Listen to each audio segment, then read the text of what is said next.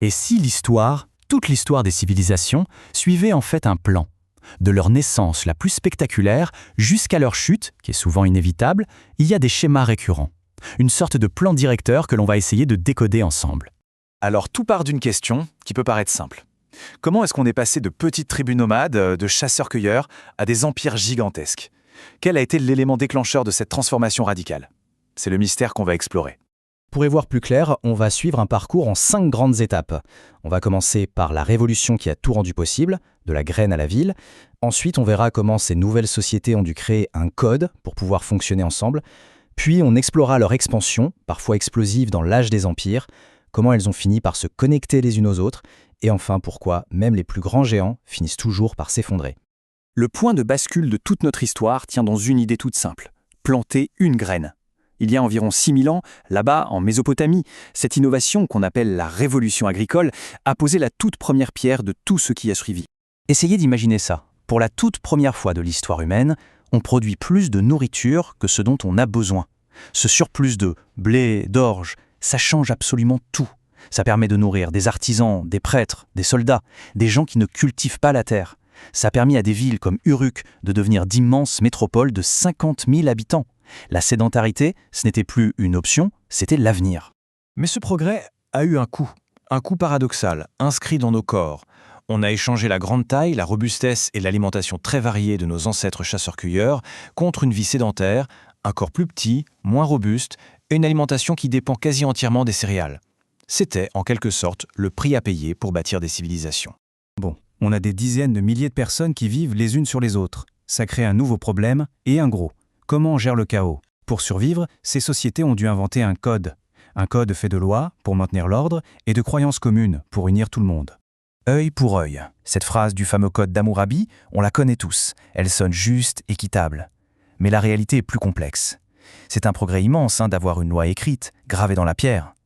Sauf que cette même loi disait aussi que l'œil d'un noble valait beaucoup plus que celui d'un esclave. L'ordre était né, oui, mais il reposait sur une hiérarchie très stricte.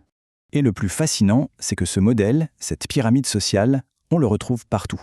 Que ce soit en Égypte avec le pharaon au sommet, ou dans la Chine des Zhou avec son système féodal, des sociétés qui n'avaient aucun contact entre elles ont, de manière totalement indépendante, inventé la même solution. Une petite élite qui dirige et une immense base de travailleurs qui produit. C'est comme si c'était inscrit dans le plan. D'accord. Mais comment on justifie qu'une seule personne dirige toutes les autres? En Chine, ils ont trouvé une réponse absolument géniale, le mandat du ciel. C'était une sorte de contrat avec les dieux. Le ciel te donne le droit de régner, mais attention, si tu deviens injuste, si les catastrophes s'abattent sur le pays, c'est un signe. Le ciel t'a lâché, et le peuple a le droit et même le devoir de te renverser. C'est un outil de pouvoir incroyable qui légitime le chef, mais qui fixe aussi ses limites. Une société bien organisée, avec des surplus, devient vite gourmande. Il lui faut plus de terre, plus de ressources, plus de bras pour travailler. La prochaine étape du plan est donc assez logique et souvent sanglante. L'expansion. C'est l'âge des empires. La Grèce antique, c'est un parfait exemple de ces différents plans en compétition. D'un côté, on a Sparte, une machine de guerre, une société ultra rigide, entièrement tournée vers le combat. Et de l'autre, on a Athènes, l'expérimentation, la naissance de la démocratie, le droit de vote pour les citoyens. Deux visions du monde totalement opposées qui vont évidemment finir par s'affronter. Et puis parfois, l'histoire s'accélère à cause d'un seul individu. L'ambition folle de personnages comme Cyrus le Grand en Perse ou Alexandre le Grand en Macédoine a agi comme un TGV. Ils ont forgé à la force de l'épée des empires immenses, multiethniques, et en faisant ça, ils ont diffusé la culture grecque ou perse à une échelle jamais vue. Pour bien comprendre l'impact d'une seule conquête, regardez ce chiffre. Il est vertigineux. Aujourd'hui, on estime que 8% des hommes qui vivent sur le territoire de l'ancien empire mongol sont des descendants directs de Gengis Khan. C'est incroyable. Ça veut dire que l'héritage d'un empire, ce ne sont pas que des ruines, c'est aussi, littéralement, notre ADN. Mais voilà un des grands paradoxes de l'histoire. En détruisant les frontières, les conquêtes et les empires, on, sans le vouloir, crée les premières autoroutes mondiales. Les marchandises, les technologies, mais surtout les idées se sont mises à voyager, à connecter des peuples qui, avant, s'ignoraient complètement. Prenez la bataille de Kadesh, entre les Égyptiens et les Hittites. Après s'être massacrés pendant des années, ils ont fait quelque chose de totalement révolutionnaire pour l'époque, ils ont signé un traité de paix, le tout premier de l'histoire. Et ces ennemis jurés sont devenus des partenaires. Ils ont vite compris qu'échanger des savoir-faire, comme la métallurgie, c'était bien plus rentable que d'échanger des coups d'épée. L'exemple le plus iconique, bien sûr, c'est la route de la soie. Lancée par la dynastie Han en Chine, elle porte bien son nom, mais la soie n'était en fait qu'un prétexte. Ce qui voyageait vraiment sur le dos des chameaux, c'était l'avenir, des inventions comme le papier, des religions comme le bouddhisme, des philosophies qui allaient changer le visage de l'Europe et de l'Asie pour toujours. Et cette diffusion des idées, attention, ce n'était pas un accident, c'était une stratégie délibérée. Que ce soit l'empereur Ashoka qui fait graver ses édits bouddhistes sur des piliers dans toute l'Inde, la grande bibliothèque d'Alexandrie qui concentre tout le savoir du monde connu, ou les voyages de Paul de Tarse pour répandre le christianisme, l'objectif est le même, conquérir les esprits. Mais notre plan directeur a une dernière page. Une page que tous les empires finissent par lire. Une page inévitable et souvent tragique. La chute. Alors, qu'est-ce que les ruines de ces géants peuvent nous apprendre ? L'histoire, c'est un peu un cimetière d'empires. Les Hittites qui disparaissent d'un coup, balayés par les mystérieux peuples de la mer.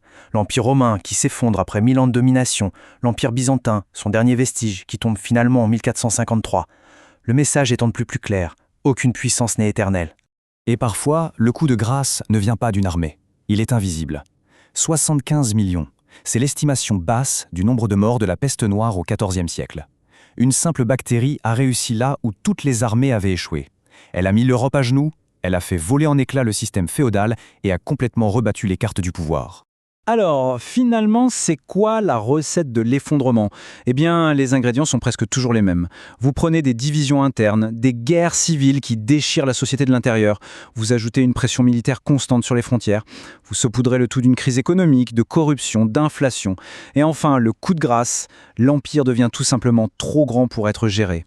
C'est le plan directeur de la chute. On a donc décodé ce plan. On a vu l'essor, l'apogée, la connexion et la chute. Alors la question finale est inévitable. En regardant notre propre civilisation mondiale aujourd'hui, avec ses tensions internes, ses défis extérieurs, son économie, à quelle page du plan nous trouvons-nous ? L'histoire ne nous donne pas la réponse, bien sûr, mais elle nous oblige à nous poser la question.